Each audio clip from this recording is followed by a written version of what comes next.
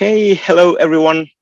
This talk will be about collective expressivism in social ontology. My name is Arto Laitinen, and with David Schweikard, we have been interested in all sorts of realism and anti-realism and social ontology. And today we are joining forces with Teemu Toppinen, who is an expert in expressivism. Whoops, so we start with the introduction. There are three main alternatives for mind-independent objectivist realism.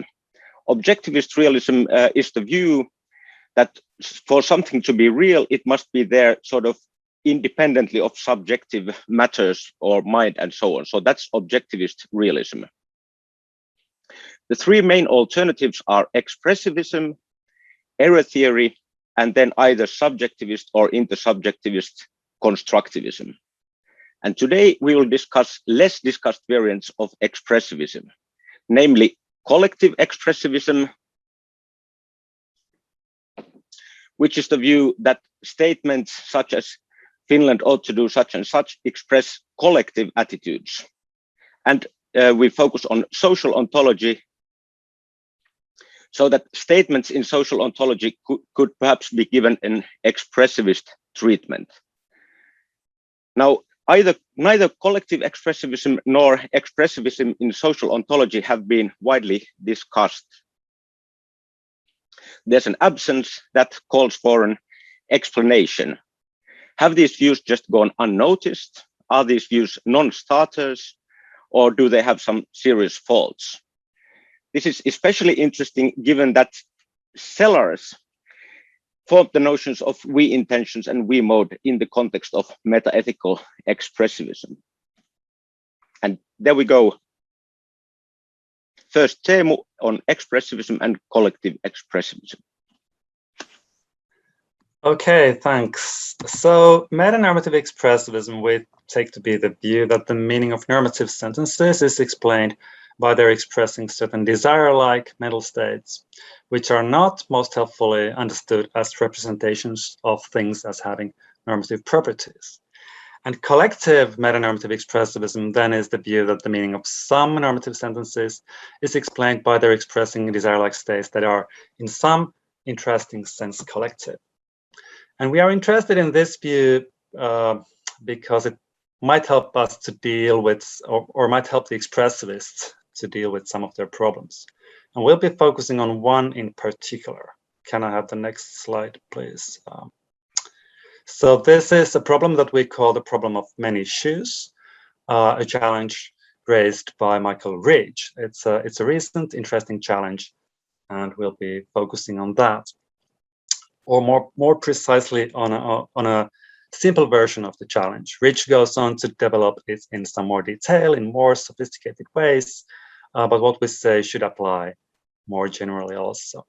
So the first premise of Ridge's argument is this: it is possible for individuals to make judgments about what a collective agent ought to do in a given set of circumstances, and we'll simply agree that that seems correct. The second premise says that if expressivism were true, then necessarily an individual could make a judgment about what a collective agent ought to do in a given set of circumstances, only if the agent could form a contingency plan for what to do if in the shoes of the collective. Now this will look more controversial. So consider my judgment that Finland ought to cut down on their CO2 emissions. One might wonder, why should an expressivist understand this as my plan for what to do if in the shoes of Finland? Why not simply understand this as my plan regarding what Finland is to do? But there is some reason for expressivists to accept premise 2 if they wish to make sense of agent relative reasons and oughts or judgments concerning such things. So consider Brutus. He judges that Caesar ought to stay away from the Senate for self-interested reasons. How could we understand this? It cannot be just a matter of Brutus planning that Caesar stay away from the Senate. Indeed, Brutus is planning that Caesar will come to the Senate so that he can kill him. So plausibly, an expressivist should understand Brutus's judgment in terms of his planning for the case of being in Caesar's shoes to stay away from the Senate, or something like that. So premise 2 looks at least plausible. Premise 3 says that it's not possible for an individual with only one pair of feet, so to speak, to form a contingency plan regarding what to do if in the shoes of a collective.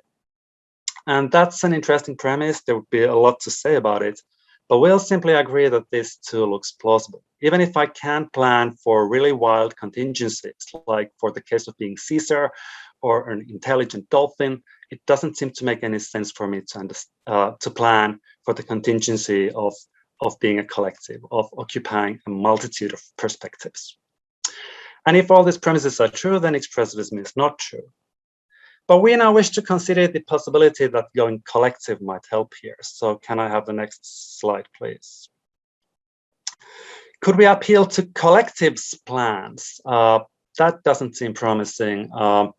It must be possible for an individual to make judgments of a certain sort was the starting point, and individuals' judgments can go against the judgments of any collective, it seems. So that doesn't seem promising. It also, for the reasons already stated, doesn't seem promising to appeal to individuals' plans regarding collectives. But the option that we wish to briefly suggest here is to consider plans with a collective form or plans in a collective mode, something like Sellars' we intentions. So with contingency plans, just as we would have my plan for the case of being in Caesar's shoes, not to go to the Senate, for instance, we could have my we plan for the case of our being Finland to cut down on our greenhouse gas emissions or something like that. So next slide, please. The proposal would then be that maybe my judgment about what a collective agent ought to do, for instance, my judgment that Finland ought to cut down on their greenhouse gas emissions, might express my we contingency plan. For instance, my plan that we cut down on our emissions for the case of our being in the shoes of the collective, Finland in this case. And if something like this would work, then if we look at Rich's first two premises again, we could see that the second premise would not be correct. We could rather appeal to these we contingency plans, in which case the third premise also would pose no problem for us. But that's it about Rich's challenge.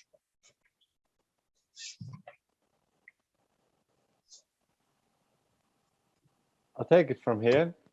So we'll return to the issue and the prospect of collective expressivism. But first, we want to offer some considerations regarding expressivism in general for social ontologists. Now, let's start here. One task for social ontologists is to account for statements about social and institutional facts, such as the bank closes at 4 or Joe Biden is the 46th president of the US. Now, on this approach, questions to ask are whether such statements represent facts and a certain kind of fact. Are they truth-apt? Are these statements ever true? And what, if anything, could make them true? Now, these are the kinds of questions Arto and I used to taxonomize realisms in social ontology.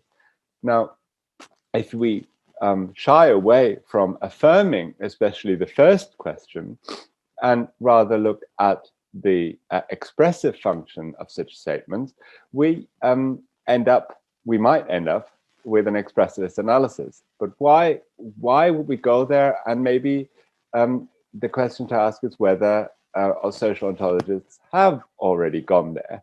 And here's a first reason for thinking expressivism might be attractive for social ontologists. Because accounts of social or institutional facts that rely on collective acceptance or that rely on communal conferral can be understood as drawing attention away from the objective constitution of those facts, the facts such statements refer to, and to guide our attention towards what is expressed in statements about them. So here, it's less about the representative function, potentially representative function, but more about the expressivist or the expressive function of such statements. Next slide, please. Here's another reason. An expressivist understanding of statements about groups might cohere better with accounts that seek to put up to put no metaphysical weight on ascriptions of mental properties to groups. So when you say the government wants to increase taxes, or the team enjoys its victory and the like, you may already think that these statements are metaphorical, or that we shouldn't take them as ascriptions of mental properties to groups too seriously.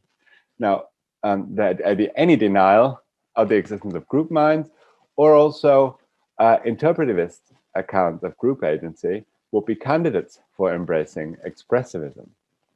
Next slide. And now here's a third reason. It's a widely shared view that wherever and whenever institutional facts obtain, this alters agents' normative situation. That is, they give rise to normative reasons, to rights, duties, and responsibilities. Those may attach to specific roles within institutions, or they may just follow from certain institutional acts having the force they do. A commitment to metanormative expressivism would then entail a commitment to an expressivist account of all thought and talk about institutions. I think this is clear as an implication of this wider, more general view. But alternatively, an expressivist approach might even fit well with critically motivated accounts geared towards social change, so that when institutional statements about institutional and social facts are taken to be expressive of an individual or a collective attitude, then they might be more amenable to change. Next. Okay, good. So we saw that there are three reasons why expressivism might be appealing in social ontology. Why has it been absent then? Our hypothesis is that expressivism doesn't promise to deliver what social constructivism promises to deliver, and it also avoids its downsides or sins, as we put it there. And here's why. Social constructivism aims to address mind-dependent properties, facts, and so on. Features that are, in some sense, are there, but they are human-made. They are not objective in the sense of being mind-independent, but nonetheless, we face them in the life world. And this is an aim widely deemed valuable in social ontology, but much less so in metaethics. So there's a promise in social constructivism. And expressivism doesn't promise to deliver this. It is not committed to the view that there are intentionality-dependent facts and properties made by humans. It's a rival to social constructivism, and it interprets talk and thought about groups, institutions, and so on via the attitudes expressed in such talk and thought. So our hypothesis is that there's a good reason why expressivism hasn't been seen so appealing, which is that it lacks the appeals of social constructivism, and social constructivism and its relation to various forms of realism have been much more central to debates in social ontology. And finally, could it be that there's something seriously wrong with the view? Well, we think that there is a kind of circularity worry when collective expressivism is applied to social ontology. So that would be, the circularity would be serious, so it's good to check if it's a vicious kind of circularity. So suppose that, like in collective expressivism, that what is being expressed is something like collective attitudes, like we intentions by members in some collective. Does this mean that collective intentionality ends up being both the analysandum and the analysans? Does the analysis of thought and talk about collectives presuppose collectives? Note that non-collective expressivism doesn't face this problem, nor does collective expressivism outside social ontology. But collective expressivism in social ontology seems to have this circularity problem. And so we arrive at our very tentative conclusions. We think that collective expressivism is worth pursuing. It has some problem-solving capacity, it seems to us. Expressivism in social ontology is worth pursuing. It's not a non-starter. There's some appeal to it, although there's an explanation why social constructivism's appeals may have been more widely shared.